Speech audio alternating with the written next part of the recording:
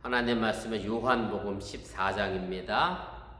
요한복음 14장 21절 말씀부터 31절까지 말씀 한 절씩 교독하시고 31절은 함께 읽겠습니다. 나의 계명을 지키는 자라야 나를 사랑하는 자니 나를 사랑하는 자는 내 아버지께 사랑을 받을 것이요 나도 그를 사랑하여 그에게 나를 나타내리라.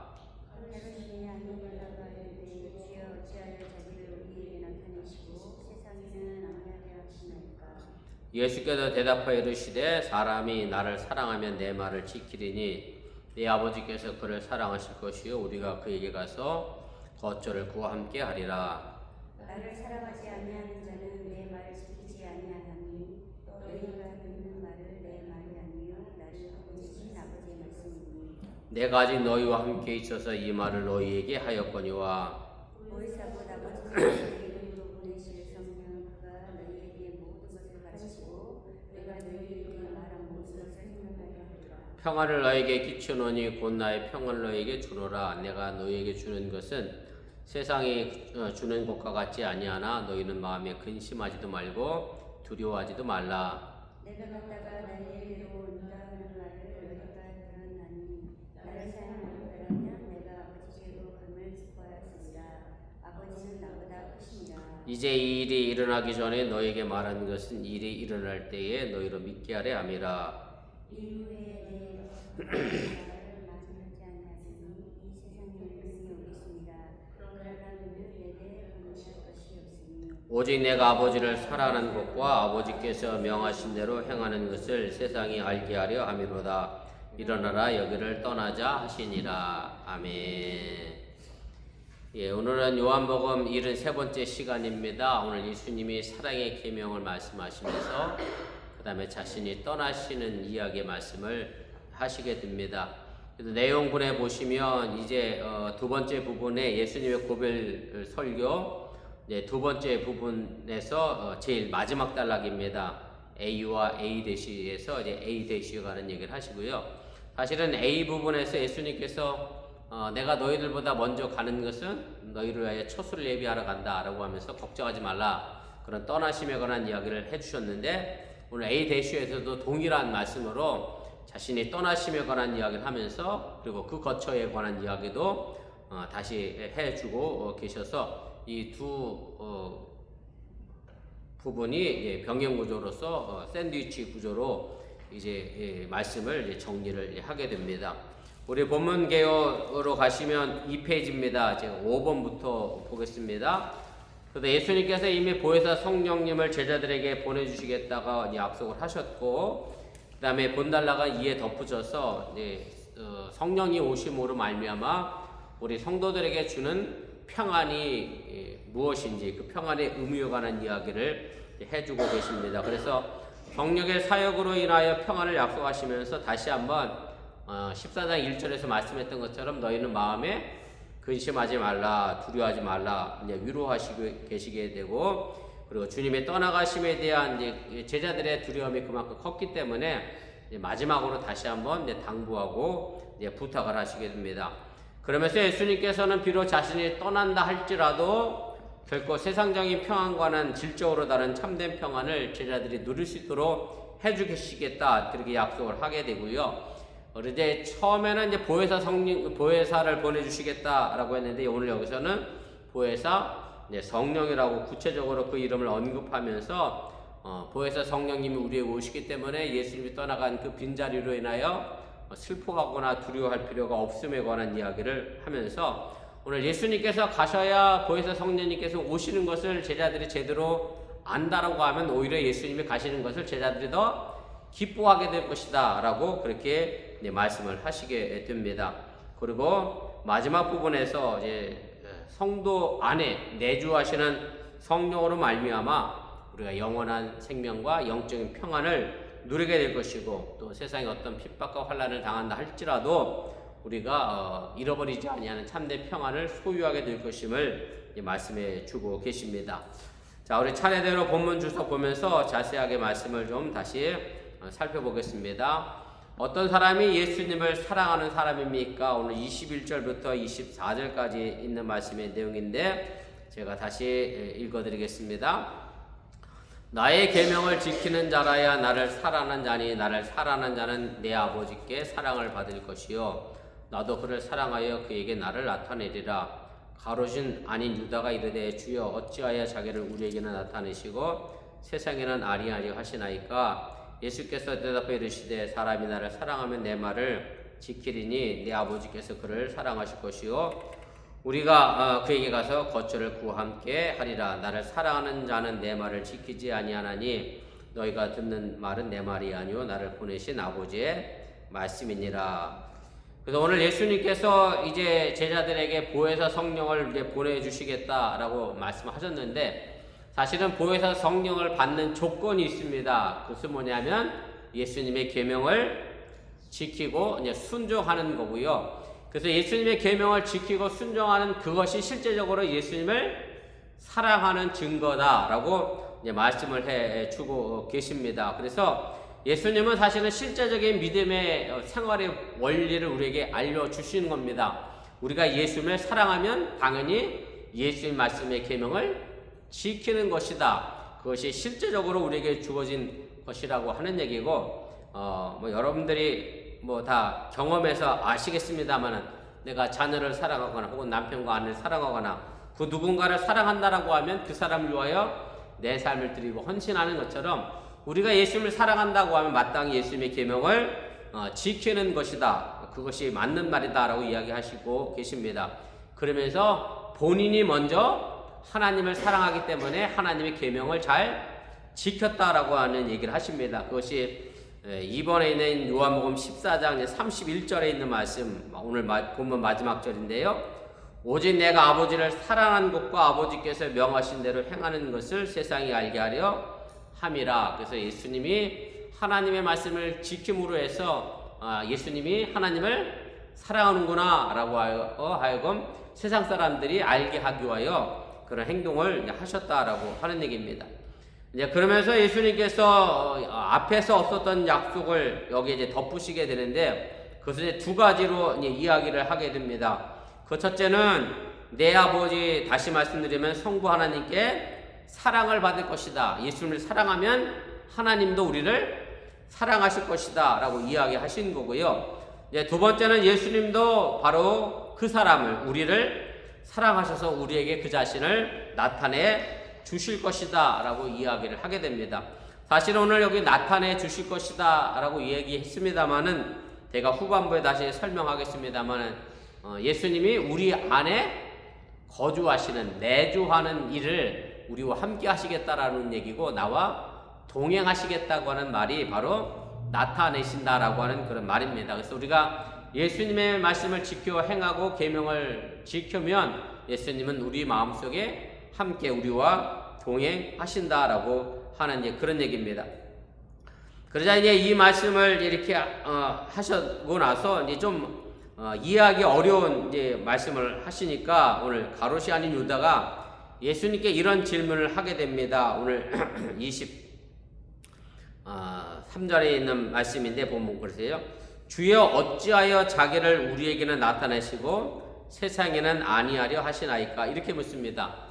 가롯이 아닌 유다, 가룟 유다 말고 다른 유다라고 하는 얘기고요. 왜 예수님은 우리에게는 나타내 주시고 왜 우리 안에는 함께 계시면서 세상에는 그렇게 하지 않습니까? 라고 하는 질문을 하게 된 건데 제가 이 부분은 앞서도 한번 말씀드렸지요. 예수님께서 이런 오해의 질문을 통해서 그 내용을 좀 더 깊이 설명하시는 도구로 요한복음 저자가 사용을 하게 되는데 그래서 베드로도 이미 앞서 13장 37절에서 오해하는 질문을 통해서 왜 내가 예수님을 끝까지 따라가지 못합니까? 라고 하는 질문을 했고 도마도 마찬가지죠. 주님이 어디로 가는지 우리가 알지 못하는데 우리가 어떻게 그 길을 알겠느냐라고 그렇게 이제 질문을 했고요.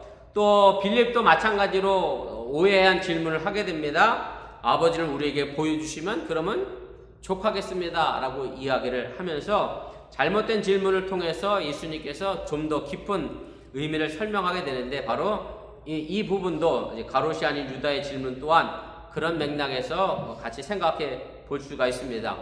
오늘 유다가 오해한 예수의 말씀은 14장 21절에 나오는 얘기인데요.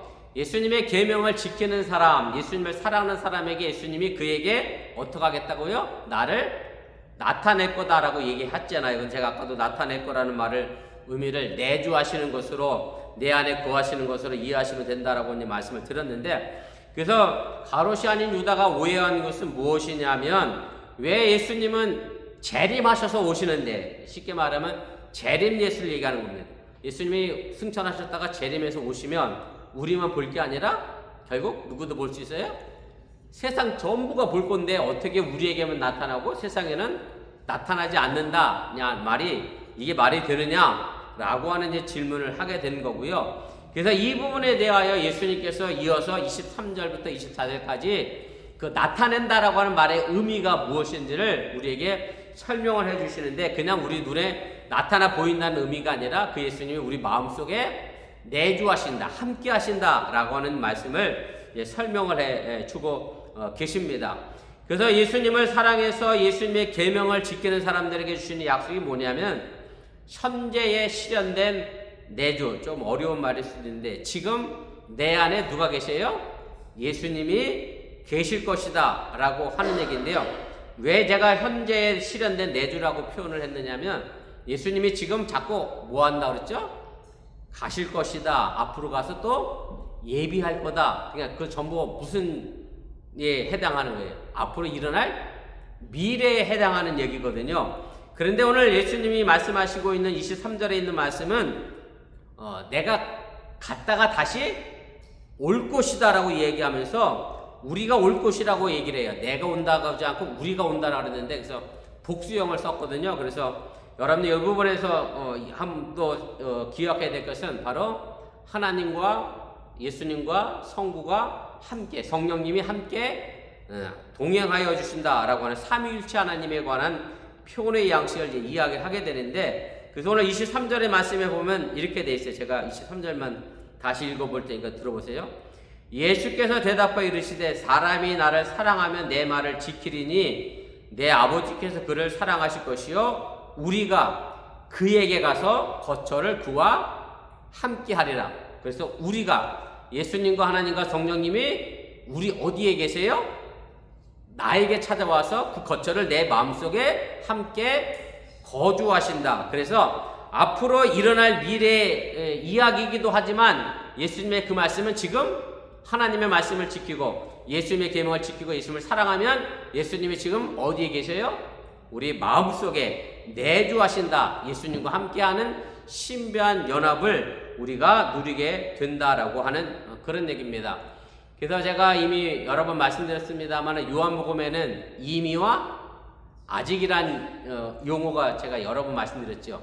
무슨 얘기냐면, 예수님을 믿으면 이미 나는 구원 받았다. 그래서 임입니다. 앞으로 받을 게 아니라 임입니다. 그래서 예수님의 계명을 지키면 앞으로 예수님이 나와 할 게 아니라 이미 예수님은 나와 함께 하신다. 그래서 현재 실현된 내주라고 하는 그런 신학적 용어로 이 부분을 설명을 해 줄 수가 있습니다.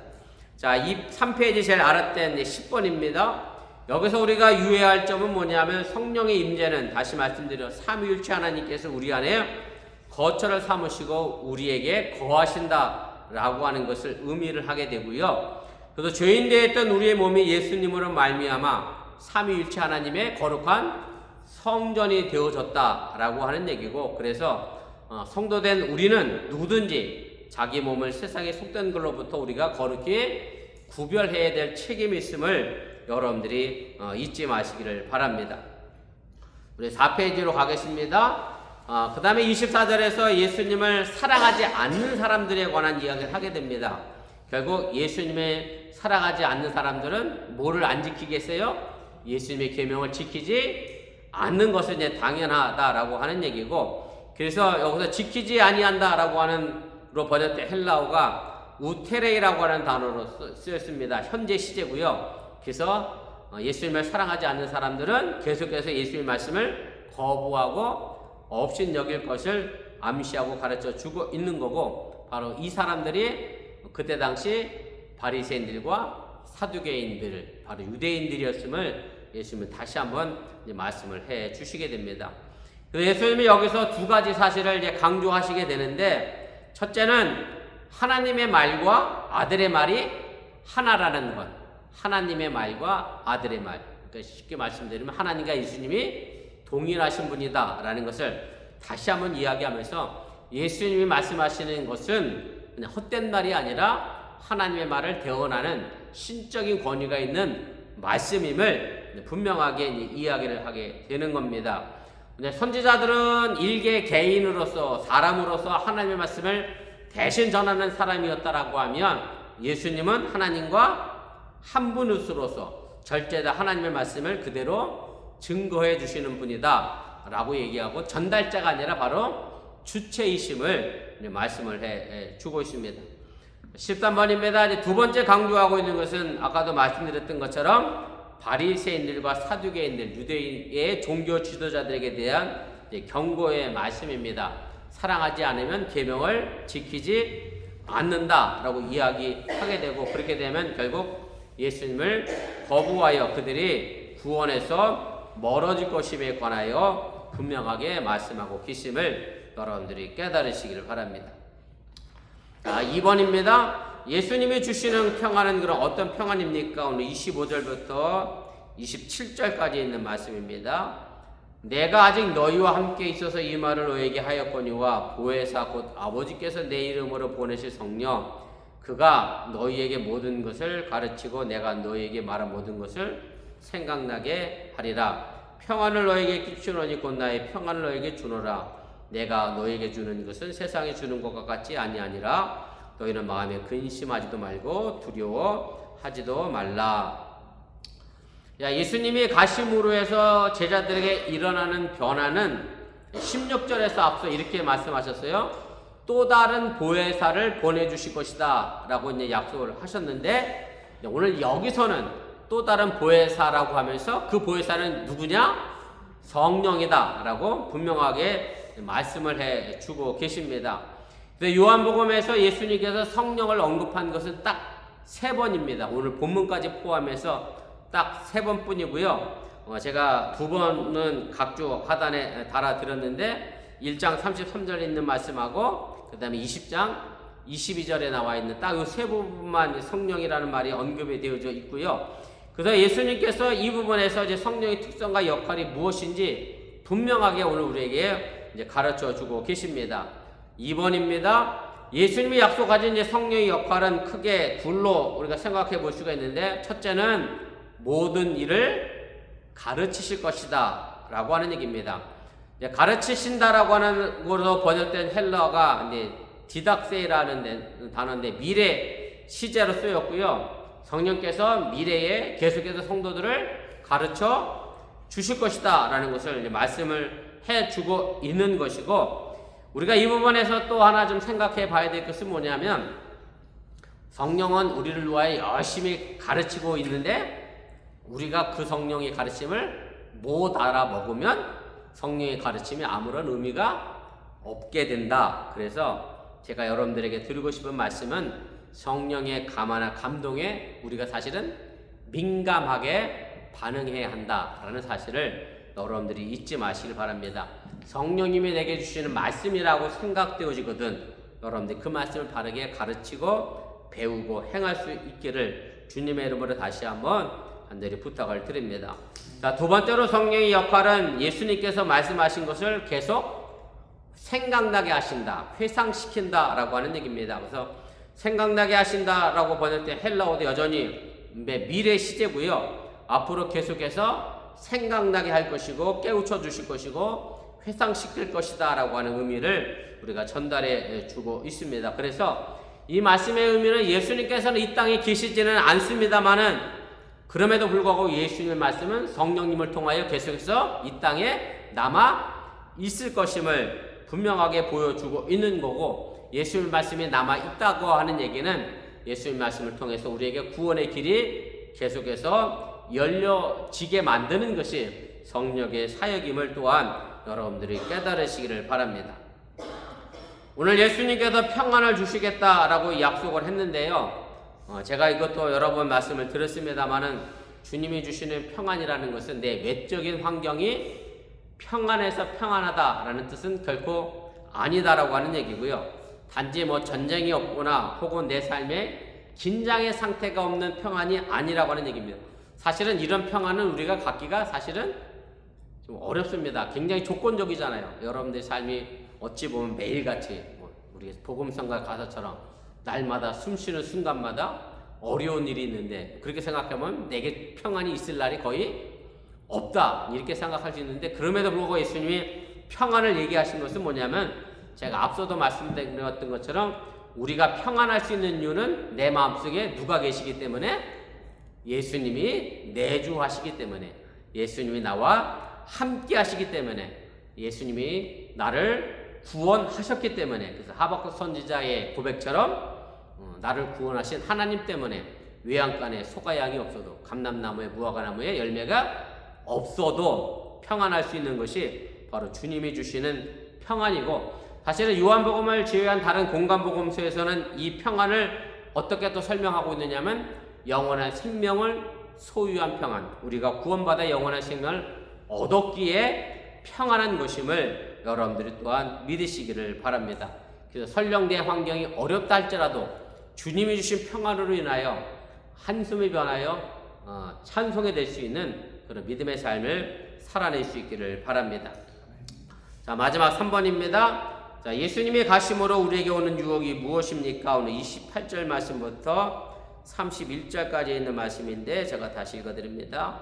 내가 갔다가 너에게로 온다는 말을 너희가 들었나니 나를 사양하라 하였더라면 내가 아버지께로 감을 기뻐하였으리라. 아버지는 나보다 크심이라. 이제 일이 일어나기 전에 너에게 말한 것은 일이 일어날 때 너희로 믿게 하려 함이라. 이후에는 내가 너희와 말을 많이 하지 아니하리니 이 세상의 임금이 오겠음이라. 그러나 그는 내게 관계할 것이 없으니 오직 내가 아버지를 사랑하는 것과 아버지께서 명하신 대로 행하는 것을 세상이 알게 하려 함이로라. 일어나라 여기를 떠나자 하시니라. 자, 예수님이 가심으로 해서 제일 먼저 온 유익은 사실은 보혜사 성령님을 우리에게 보내주시겠다라고 하는 얘기고요.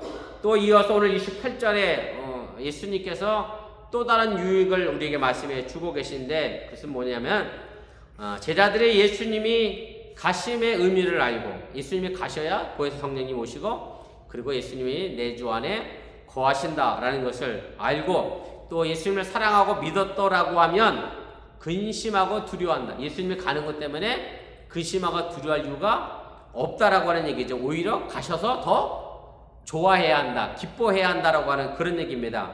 왜냐하면 예수님이 가셔야 보혜사 성령이 우리에게 올 것이기 때문이고, 또 예수님께서 가시는데 어디로 가시죠? 하나님 아버지에게로 가시잖아요. 그런데 그 하나님 아버지가 예수님보다 더 크신 분이다, 더 능력이 많으신 분이기 때문에 예수님이 가시는 것에 대하여 잘 가셨다, 뭐 쉽게 말하면 이럴 수 있겠죠.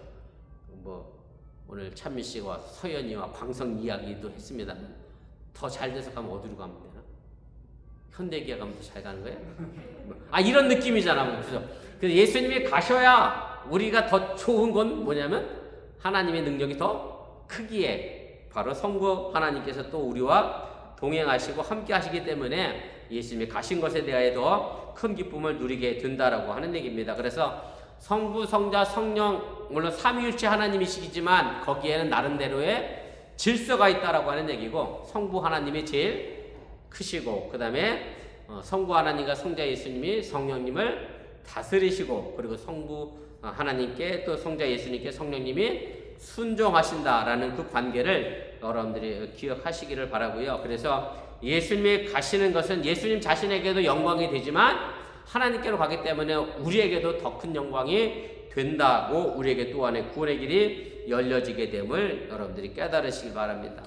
자, 2번입니다. 29절에서는 이제 유익에 관하여 믿음에 관한 말을 하시게 되는데, 요한복음 저자가 요한복음을 기록한 목적에 관하여 이렇게 얘기를 했습니다. 예수님이 하나님의 아들 그리스도이심을 믿게 하기 위하여 요한복음을 썼다라고 이야기를 하게 되는데, 제가 각주 6번에 달아드렸는데 20장 31절에 있는 그런 말씀의 내용입니다. 그래서 예수님의 이름을 믿을 때 우리에게 영생을 얻을 수 있기 때문에, 그리고 예수님이 가신 후에 이 믿음이 생기기 때문에 예수님이 가심으로 해서 우리에게 믿음의 영원한 생명을 얻는 믿음이 우리에게 유익으로 오게 된다라는 것을 말씀을 하게 됩니다.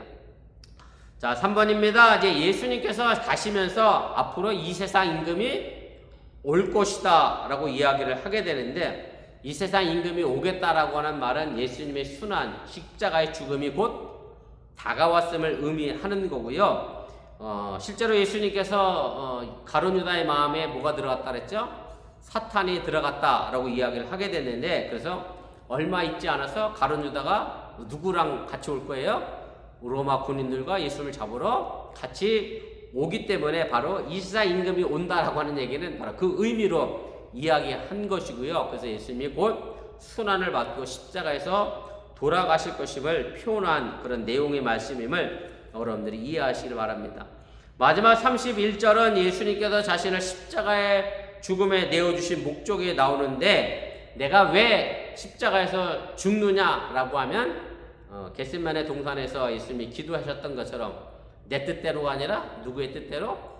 하나님 아버지의 뜻대로 하기 위하여 십자가를 지시는 거잖아요. 그래서 예수님께서 왜 십자가를 지시는 거냐면 하나님을 사랑하니까 하나님의 계명을, 말씀을 지키려고 하기 때문에 십자가를 지신다라고 하는 얘기고요. 그래서 서론에도 제가 말씀드렸지만 우리가 예수님을 사랑한다고 하면 마땅히 예수님의 계명과 예수님의 말씀을 지켜야 하는 것, 여러분들 이해하시고 또한 기억하시고 깨달으시기를 주님의 이름으로 간절히 부탁을 드립니다. 우리 말씀을 기억하며 1분여 정도 합심해서 함께 잠깐 기도하겠습니다. 오늘 제가 예수님께서 떠나가심으로 말미암아 우리에게 주어지는 유익에 관한 이야기를 말씀을 드렸는데, 예수님의 가심으로 해서 보혜사 성령님이 우리에게 함께하고 계시고